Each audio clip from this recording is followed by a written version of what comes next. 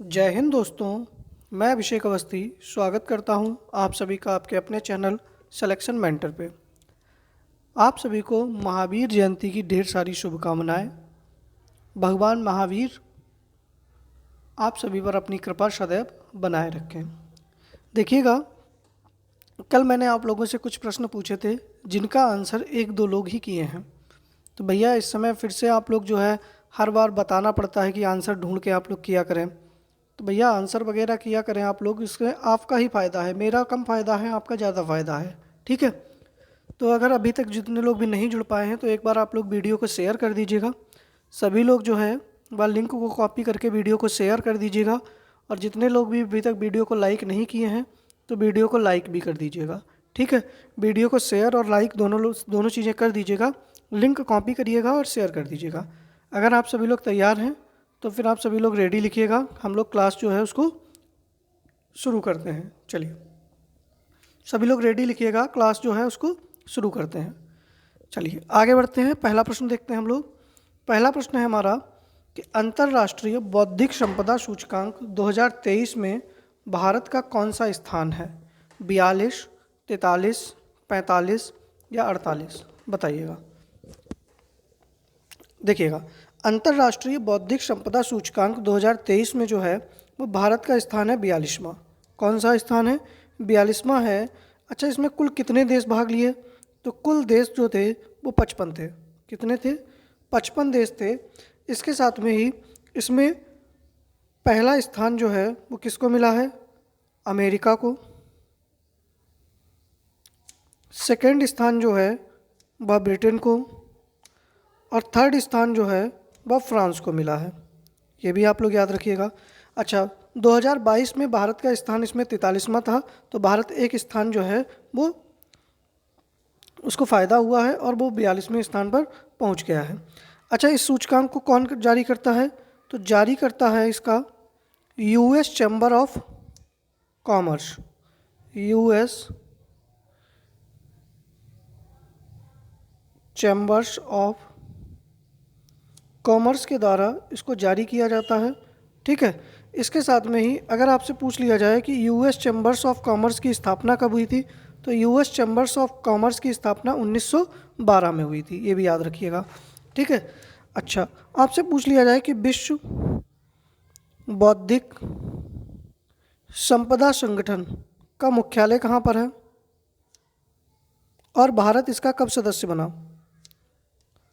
तो देखिएगा, पहली बात तो इसकी स्थापना होती है 26 अप्रैल 1970 को। ठीक है। और इसका हेडक्वार्टर है जिनेवा में। कहाँ पर है बेटा? जिनेवा में है। और भारत इसका सदस्य, भारत कब सदस्य बनता है ये याद रखिएगा आप लोग। तो भारत जो है 1975 में। कब बना है?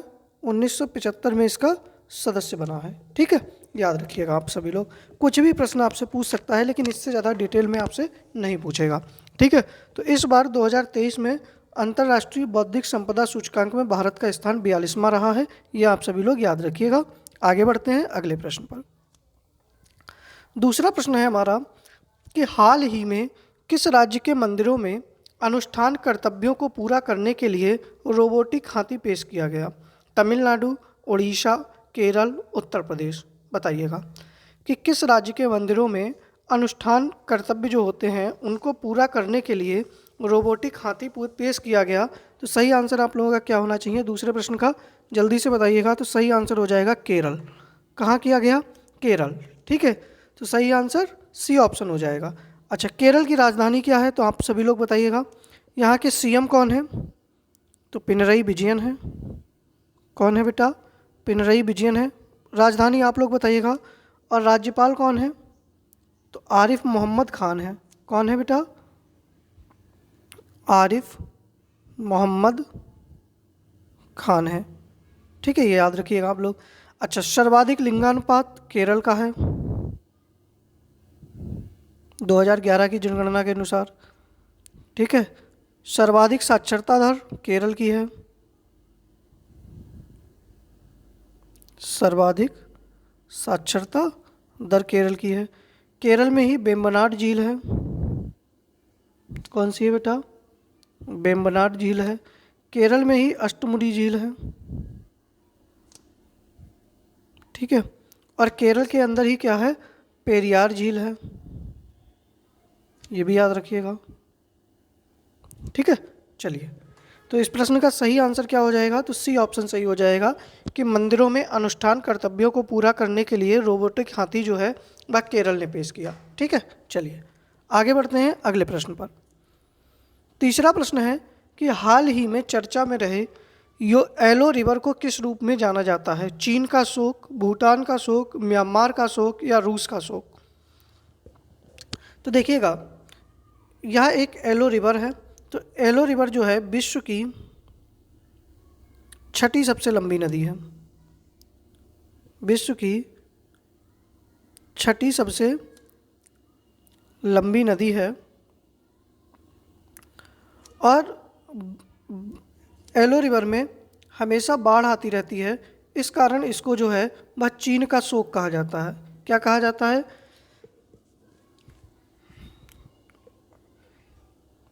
चीन का शोक कहा जाता है, ठीक है।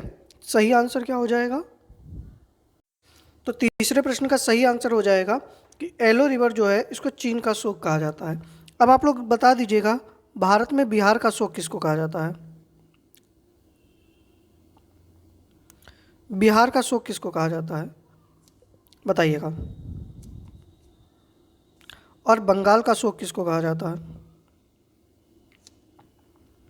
बिहार का शोक और बंगाल का शोक किस नदी को कहा जाता है, तो बिहार का शोक किसको कहा जाता है, कोसी नदी को। और बिहार का शोक किसको कहा जाता है, तो दामोदर नदी को,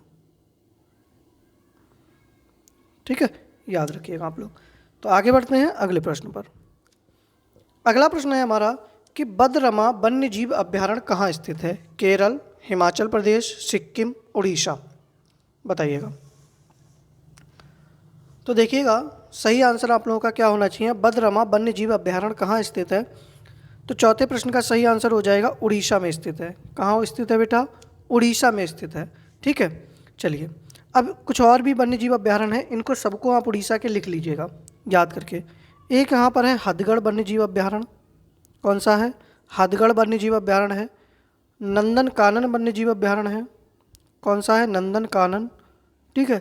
यहाँ पर एक लखीरा घाटी वन्य जीव अभ्यारण्य है, सारे इंपॉर्टेंट हैं, सारे पूछे गए हैं, ठीक है। इसके साथ में यहाँ पर गहीर माथा है, कौन सा है बेटा, गहीर माथा है।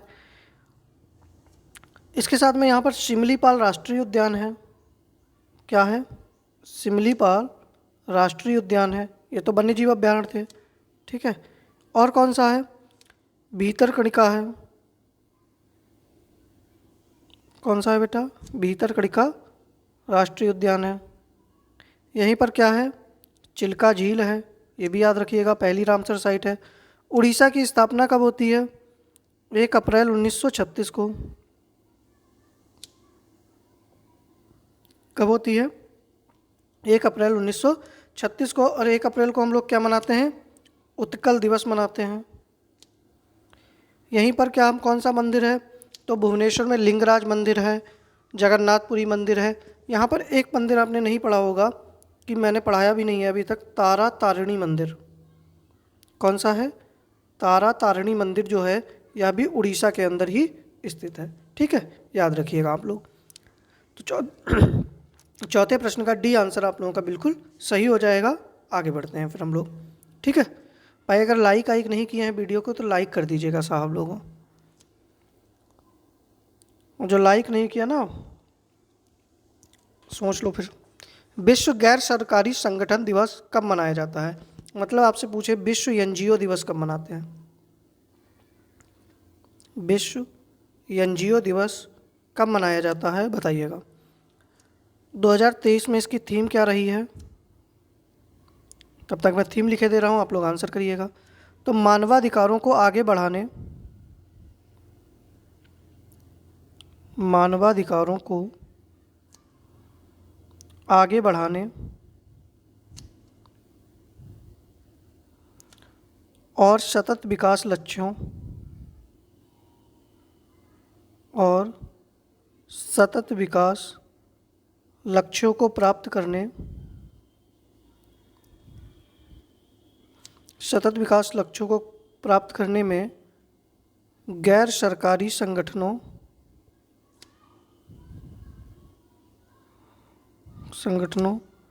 की भूमिका एवं प्रभाव, ये इसकी थीम थी। ठीक है, इसको पहली बार कब मनाया गया? पहली बार मनाया गया कब? तो यूएन के द्वारा 2014 में। कब? यूनाइटेड नेशन मतलब संयुक्त राष्ट्र के द्वारा 2014 से इसको मनाया जाना प्रारंभ किया गया। और इसे कब मनाया जाता है? तो 27 फरवरी को मनाया जाता है। सी ऑप्शन आप लोगों का सही हो जाएगा। अच्छा, संयुक्त राष्ट्र जो है इसकी स्थापना कब हुई? तो संयुक्त राष्ट्र की स्थापना कब होती है? 1945 में होती है। और इसमें कुल सदस्य देश कितने हैं? तो 193 हैं। कितने हैं बेटा? 193 सदस्य देश हैं, याद रखिएगा आप लोग। बाकी 5वें प्रश्न का सही आंसर क्या हो जाएगा कि विश्व गैर सरकारी संगठन दिवस जो है बस 27 फरवरी को मनाया जाता है। ठीक है, चलिए अब देख लीजिएगा कुछ मार्च माह के महत्वपूर्ण दिवस हैं। एक बार आप सभी लोग देख लीजिएगा कि 1 मार्च को हम लोग शून्य भेदभाव दिवस मनाते हैं। 3 मार्च को विश्व वन्यजीव दिवस मनाते हैं। 3 मार्च को ही हम लोग विश्व श्रवण दिवस मनाते हैं। 7 मार्च को जनौषधि दिवस। 8 मार्च को अंतर्राष्ट्रीय महिला दिवस। 14 मार्च को अंतर्राष्ट्रीय गणित दिवस। और 14 से 20 मार्च तक क्या मनाया गया? उपभोक्ता अधिकारिता सप्ताह मनाया गया। 16 मार्च को राष्ट्रीय टीकाकरण दिवस। 20 मार्च को विश्व गौरैया दिवस। 20 मार्च को ही अंतर्राष्ट्रीय खुशहाली दिवस मनाया गया। 21 मार्च को अंतर्राष्ट्रीय वन दिवस। और 22 मार्च को विश्व जल दिवस मनाया गया। ठीक है, इसके साथ में ही 22 मार्च को विश्व जल दिवस, 23 मार्च को विश्व मौसम विज्ञान दिवस, 24 मार्च को विश्व क्षय रोग दिवस और 27 मार्च को विश्व रंगमंच दिवस मनाया गया। ठीक है, सारे आप लोग नोट कर लीजिएगा। आगे बढ़ते हैं। छठा प्रश्न है हमारा कि एंथोरियम किस राज्य का नृत्य है? मेघालय, मिजोरम, मणिपुर, नागालैंड। बताइएगा। जो एंथोरियम है, पहली बात तो आप लोग 4 के चारों राज्यों की राजधानी लिख दीजिएगा। कमेंट बॉक्स में चारों राज्यों की राजधानी लिख दीजिएगा। अच्छा, एंथोरियम जो है वो मणिपुर राज्य का नृत्य है। कहाँ का है? मणिपुर का है। चारों राज्यों की राजधानी लिखिएगा। यहाँ पर ही यशांग महोत्सव मनाया जाता है। कौन सा महोत्सव? यशांग महोत्सव। यहीं पर लाई हरोबा त्यौहार मनाया जाता है। चेरी ब्लॉसम त्यौहार मनाया जाता है। कौन सा? चेरी ब्लॉसम त्यौहार। यहीं पर एक और त्यौहार मनाया जाता है जिसको कहते हैं साजिबू चेरा ओबा। ठीक है, और मणिपुरी नृत्य भी है। ठीक है, तो मेघालय की राजधानी क्या हो जाएगी? जल्दी से बताइएगा। मिजोरम, मणिपुर। मणिपुर की राजधानी इम्फाल, मेघालय की शिलोंग, मिजोरम की आइजोल और नागालैंड की कोहिमा हो जाएगी। तो सही आंसर आप लोगों का क्या हो जाएगा? छठे प्रश्न का सी आंसर सही हो जाएगा। ठीक है, चलिए 7वां प्रश्न है हमारा कि 8वें राष्ट्रीय फोटोग्राफी समारोह में लाइफ टाइम अचीवमेंट पुरस्कार से किसे सम्मानित किया गया? विनोद कुमार शुक्ला, शिप्रा दास, बॉम्बे जयश्री या इनमें से कोई नहीं। बताइएगा। 8वें राष्ट्रीय फोटोग्राफी समारोह में लाइफ टाइम अचीवमेंट पुरस्कार से किसे सम्मानित किया गया? तो सही आंसर हो जाएगा आप लोगों का क्या? शिप्रा दास को। किसको सम्मानित किया गया? शिप्रा दास को सम्मानित किया गया। ठीक है, विनोद कुमार शुक्ला जो हैं इनको साहित्य के क्षेत्र में पेन नाबोकोव पुरस्कार दिया गया। पेन नाबोकोव पुरस्कार 2023। ठीक है, और बॉम्बे जयश्री जो हैं इनको कला निधि पुरस्कार दिया गया है 2023 में। कौन सा पुरस्कार दिया गया बेटा? कला निधि पुरस्कार 2023 प्रदान किया गया है, याद रखिएगा। बाकी फोटोग्राफी समारोह में लाइफ टाइम अचीवमेंट पुरस्कार जो है वह शिप्रा दास को दिया गया है। ठीक है, चलिए 8वां प्रश्न है निम्न में कौन सुमेलित नहीं है? साला झील अरुणाचल प्रदेश, लक्ष्मी सागर झील बिहार, ढेवर झील राजस्थान या मायेम झील महाराष्ट्र। बताइएगा कि निम्न में से कौन सा जो है वो सुमेलित नहीं है? शायद आप लोग पहली बार पढ़ ही रहे होंगे। ठीक है, अब आप खुद समझ सकते हैं कि आप लोगों के लिए कितना ढूंढ ढूंढ के प्रश्न लाए जाते हैं। तो देखिएगा, साला झील जो है, अब साला वो वाला साला नहीं है, जीजा जी का साला। ठीक है, और जीजा जी का साला तभी बन पाओगे, ठीक है, जीजा जी अपने साला तभी बना पाएंगे जब वो एमटीएस पास हो पाएंगे, वरना कोई और साला बन जाएगा। तो देखिएगा, साला झील अरुणाचल प्रदेश में है, बिल्कुल सही बात है। लक्ष्मी सागर झील बिहार में है। ढेवर झील राजस्थान में है। मायम झील जो है वो महाराष्ट्र में नहीं है। ठीक है, जो आपकी मायम झील है या महाराष्ट्र में नहीं होकर कहाँ पर है, तो यह मायम झील आपकी गोवा राज्य में है। कहाँ पर है बेटा? गोवा में है। तो फिर महाराष्ट्र में कौन सी झील है? तो महाराष्ट्र में एक पवई झील है। कौन सी है बेटा? पवई झील है। महाराष्ट्र में ही लोनार झील है। कौन सी है बेटा? लोनार झील है। और एक यहाँ पर गोरेबाड़ा झील है। कौन सी है? गोरेबाड़ा झील। ये भी कहाँ पर है? तो महाराष्ट्र के अंदर स्थित है। ठीक है, तो सही आंसर आप लोगों का क्या हो जाएगा? डी ऑप्शन सही हो जाएगा कि मायम झील जो है वो महाराष्ट्र में नहीं है, बल्कि कहाँ पर है? गोवा के अंदर स्थित है। ठीक है, चलिए आगे बढ़ें, नवे प्रश्न पर देखते हैं। नवा प्रश्न है हमारा कि तस्मानिया द्वीप स्थित है कनाडा, ऑस्ट्रेलिया, फिलीपींस या डेनमार्क। बताइएगा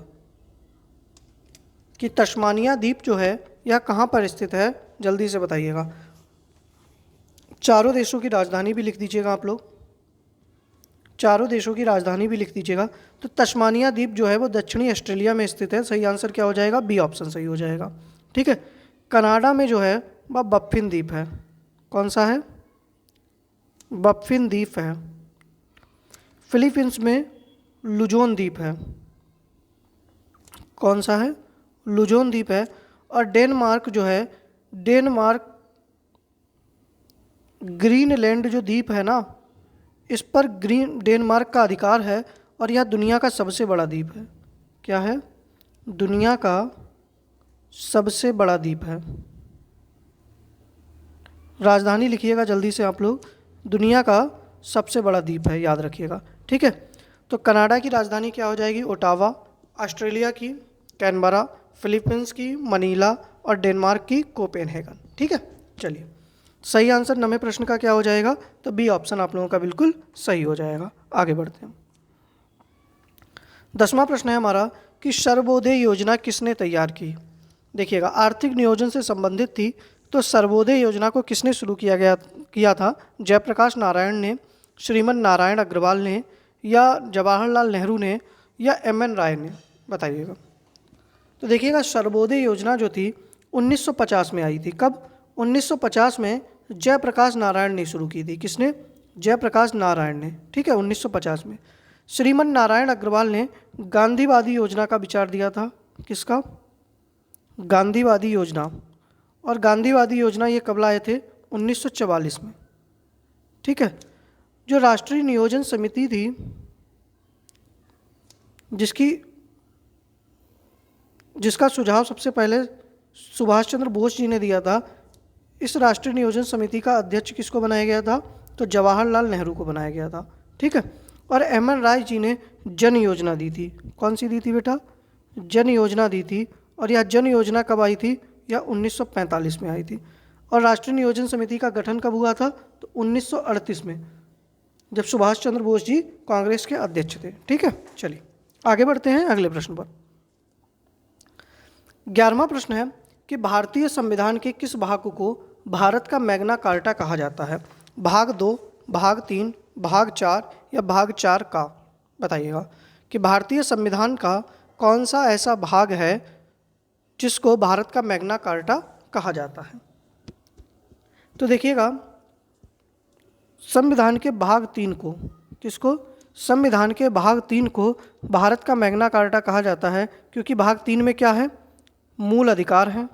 क्या है बेटा? मूल अधिकार हैं। और मूल अधिकार हमने कहाँ से लिए हैं? तो अमेरिका के संविधान से लिए हैं। कहाँ से लिए हैं बच्चा? अमेरिका से लिए हैं। ठीक है, इसके साथ में ये भारत संविधान में कहाँ से कहाँ तक हैं? तो अनुच्छेद 12 से 35 तक। ठीक है, भाग 2 में बेटा क्या है?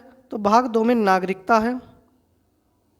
भारतीयों की नागरिकता है और यह अनुच्छेद 5 से 11 तक है। ठीक है। भाग 4 में क्या है, तो डीपीएसपी है, मतलब राज्य के नीति निर्देशक तत्व हैं, और यह हमने कहाँ से लिए हैं, आयरलैंड से लिए हैं। और ये कहाँ से कहाँ तक हैं, तो अनुच्छेद 36 से 51 तक। भाग 4 में क्या है, तो मूल कर्तव्य है। क्या है बेटा, मूल कर्तव्य है। मूल कर्तव्य हमने कहाँ से लिए हैं, तो सोवियत संघ मतलब रूस से लिए हैं। कहाँ से लिए हैं बेटा, सोवियत संघ मतलब रूस से लिए हैं। और यह अनुच्छेद 51 का में है। किसमें है, अनुच्छेद 51 का के अंदर स्थित है। मूल कर्तव्यों को किस समिति की सिफारिश पर जोड़ा गया, ये भी आप लोग बताइएगा कमेंट बॉक्स में। मूल कर्तव्यों को किस समिति की सिफारिश पर भारतीय संविधान में जोड़ा गया, बताइएगा। अगला प्रश्न देखते हैं हम लोग कि गौतम बुद्ध ने प्रथम उपदेश कहाँ दिया, श्रावस्ती, वैशाली, कुशीनगर या सारनाथ, बताइएगा। तो देखिएगा, गौतम बुद्ध ने जो प्रथम उपदेश दिया उसको कहा क्या गया, धर्म चक्र प्रवर्तन। क्या कहा गया, धर्म चक्र प्रवर्तन कहा गया। और इन्होंने अपना पहला उपदेश जो है वो सारनाथ में दिया, या सारनाथ को पहले क्या कहा जाता था, तो ऋषि पत्तनम कहा जाता था। क्या कहा जाता था बेटा, ऋषि पत्तनम कहा जाता था। श्रावस्ती में इन्होंने सर्वाधिक उपदेश दिए। क्या दिए, सर्वाधिक उपदेश अगर पूछ लिया जाए तो इन्होंने कहाँ पर दिए थे, श्रावस्ती में। अपनी अंतिम वर्षा ऋतु अगर पूछ लिया जाए कि गौतम बुद्ध जी ने अंतिम वर्षा ऋतु कहाँ बिताई, तो अंतिम वर्षा ऋतु जो थी इनकी वो थी वैशाली के अंदर। ठीक है। कुशीनगर में इनको क्या हुआ, तो इनकी मृत्यु होती है कब, 483 ईसा पूर्व में। ठीक है, जिसको क्या कहा गया, महापरिनिर्वाण कहा गया। मृत्यु को क्या क्या कहा गया, महापरिनिर्वाण कहा गया है। ठीक है, याद रखिएगा आप लोग। तो सही आंसर क्या हो जाएगा, डी ऑप्शन सही हो जाएगा। अच्छा, ज्ञान की प्राप्ति कहाँ होती है, तो बोध गया में। ठीक है, निरंजना नदी के तट पर पीपल के वृक्ष के नीचे। आगे बढ़ते हैं। 13वां प्रश्न है कि धर्म सभा के संस्थापक कौन थे, शिव नारायण अग्निहोत्री, राधाकांत देव, केशव चंद्र सेन या स्वामी दयानंद सरस्वती, बताइएगा। जो धर्म सभा थी इसके संस्थापक कौन थे, तो इसके संस्थापक थे राधाकांत देव। कौन थे बेटा, राधाकांत देव थे। और इन्होंने इसकी स्थापना जो थी वह कलकत्ता में की थी। कहाँ की थी, कलकत्ता में। ठीक है। शिव नारायण अग्निहोत्री जी जो थे इन्होंने देव समाज की स्थापना की थी। किसकी स्थापना की थी, देव समाज की स्थापना की थी। कहाँ पर, लाहौर में। ठीक है। जो आपके केशव चंद्र सेन थे इन्होंने आदि ब्रह्म समाज की स्थापना की थी। याद रखिएगा, ब्रह्म समाज की स्थापना किसी और ने की थी, लेकिन आदि ब्रह्म समाज जो कि ब्रह्म समाज की एक शाखा थी, तो आदि ब्रह्म समाज की स्थापना जो है वह केशव चंद्र सेन ने की थी। और स्वामी दयानंद सरस्वती ने कौन सी किसकी स्थापना की थी, तो सबको पता है आर्य समाज की। किसकी स्थापना की थी, आर्य समाज की स्थापना की थी। हाँ, आदि ब्रह्म समाज और ब्रह्म समाज की स्थापना तो राजा राम मोहन राय ने की थी। ठीक है, चलिए आगे बढ़ते हैं अगले प्रश्न पर। 13वें प्रश्न का बी आंसर आप लोगों का सही हो जाएगा। 14वां प्रश्न है हमारा कि लाल रक्त कणिकाओं का निर्माण कहाँ होता है, अस्थिमज्जा में, यकृत में, हृदय में या इनमें से कोई नहीं। तो देखिएगा आरबीसी, किसका, आरबीसी। तो देखिएगा आरबीसी का निर्माण जो होता है, आरबीसी किसका भाग है, तो भैया रक्त का भाग है। किसका भाग है, रक्त का भाग है। और रक्त एक कैसा है, तो तरल संयोजी ऊतक है। क्या है बेटा, तरल संयोजी ऊतक है। ये बहुत बार पूछा जाता है। ठीक है। अच्छा, लाल रक्त कणिकाओं का निर्माण जो होता है वो अस्थिमज्जा मतलब बोन मैरो में होता है। कहाँ पर होता है, बोन मैरो में होता है। ये भी आप लोग याद रखिएगा। आरबीसी जो होती है इसकी मृत्यु कहाँ होती है, तो आरबीसी की मृत्यु जो होती है वो यकृत में होती है। कहाँ होती है, यकृत में होती है। ये भी आप लोग याद रखिएगा। आरबीसी का जीवन काल कहाँ कितना होता है, आरबीसी का जीवन काल, तो आरबीसी का जीवन काल जो होता है वो 120 दिन होता है। कितना होता है बेटा? 120 होता है। और इसका लाल रंग क्यों होता है? तो लाल रंग इसमें होता है हीमोग्लोबिन के कारण। किसके कारण? हीमोग्लोबिन के कारण। हीमोग्लोबिन के कारण इसका रंग लाल होता है, याद रखिएगा आप लोग। सही आंसर ए ऑप्शन हो जाएगा। ए ऑप्शन आप लोगों का बिल्कुल सही है। ठीक है, चलिए अगला प्रश्न है हमारा, हाथ में कितनी हड्डियां होती हैं? 24, 6, 26 या 60? तो देखिएगा सही आंसर आप लोगों का क्या हो जाएगा। देखिएगा हाथ में 60 हड्डियां होती हैं, पैर में भी 60 हड्डियां होती हैं। ठीक है, इसके साथ में अगर आपसे पूछ लिया जाए कि मेरुदंड, मेरुदंड में जो होती हैं वो 26 हड्डियां होती हैं। पसलियों की संख्या 24 होती है, मतलब 12 जोड़ी होती हैं। कितनी होती हैं? 24 होती हैं, ये भी याद रखिएगा। और हमारे मेखलाएं जो होती हैं वो 6 होती हैं। कितनी होती हैं? 6 होती हैं। सही आंसर आप लोगों का क्या हो जाएगा? डी ऑप्शन हो जाएगा, 60 होती हैं। ठीक है, जब बच्चा पैदा होता है तो उसके कितनी हड्डियां होती हैं? 300। कितनी होती हैं बेटा? 300 होती हैं, याद रखना आप लोग इसको भी। ठीक है, चलिए अब देखिएगा, पहले तो आप लोग ये बताइएगा जो कल के आंसर दिए थे वो ज़रा एक बार हाथ खड़ा करें, जितने लोग कल के आंसर दिए थे। तो कल के आंसर केवल और केवल श्रेया मिश्रा और आपके अखिलेश ने दिए थे। बाकी सभी लोग पता नहीं कौन से गम में हैं, कौन सा कोमा वोमा में चले गए हैं क्या, सभी लोग आंसर काहे नहीं कर रहे हो। ज्योति तुम्हारा एग्ज़ाम नहीं है क्या? निशा, नंदिनी, पूजा, आप लोगों का भी तो एग्ज़ाम होगा। समर्थ, तुम तो जैसे मतलब होशियार ही पैदा हो गए हो। और समीक्षा, तुम कौन से गम में चल रही हो भाई? 2-4 बार तुमको अच्छे से मतलब आंसर कर रही हो, अब तुमने आंसर करना छोड़ दिया, काहे भाई? चलिए, तो मैंने जो कल प्रश्न पूछे थे उनको एक बार देख लेते हैं। जैसे मैंने कल कॉमनवेल्थ गेम्स के बारे में पूछा था, तो श्रेया मिश्रा ने बहुत अच्छे से आंसर दिया कि कॉमनवेल्थ गेम्स 2022 का आयोजन बर्मिंघम इंग्लैंड में हुआ। इसका शुभंकर जो था वो पेरी द बुल था। सर्वाधिक स्वर्ण जो थे ऑस्ट्रेलिया ने मतलब पहले स्थान पर रहा है। ठीक है, सर्वाधिक रजत पदक इंग्लैंड ने जीते थे और कांस्य पदक भी ऑस्ट्रेलिया ने जीते थे। भारत कॉमनवेल्थ गेम्स में 22 स्वर्ण, 16 रजत और 23 कांस्य के साथ कुल 61 पदक जीते। ये बहुत इंपॉर्टेंट प्रश्न है कि कुल कितने पदक जीते। ठीक है, पहली बार 1930 में आयोजित किए गए थे कनाडा के हैमिल्टन में। और भारत की तरफ से सबसे पहले कॉमनवेल्थ गेम्स में स्वर्ण पदक 1958 में मिल्खा सिंह ने जीता था। किसने? मिल्खा सिंह ने। आपने बहुत अच्छे से आंसर दिया है, सच में, मतलब पूरा एकदम डिटेल से सारी चीज़ें मैंने आपसे जिस तरीके से पूछी थी आपने बड़े अच्छे से आंसर दिया है। इसके साथ में ही मैं आपसे पूछा था कि कॉमनवेल्थ गेम्स में पहला स्वर्ण पदक जो था वो भारत की तरफ से मीराबाई चानू ने जीता था। और ग्रामीण ओलंपिक खेलों की शुरुआत जो है वह जयपुर राजस्थान में हुई है। अखिलेश ने भी आंसर दिया था लेकिन उनकी भाषा बहुत गलत थी, बस मैं भावनाएं समझ गया था। तो भाई अखिलेश थोड़ा सा लिखा करिए तो ठीक से लिख दिया करिए। ठीक है, चलिए अब हम लोग कुछ और प्रश्न अपने देख लेते हैं कि जैसे स्वर्णिम पैगोडा का देश किसको कहा जाता है? सूर्योदय का देश किसको कहा जाता है?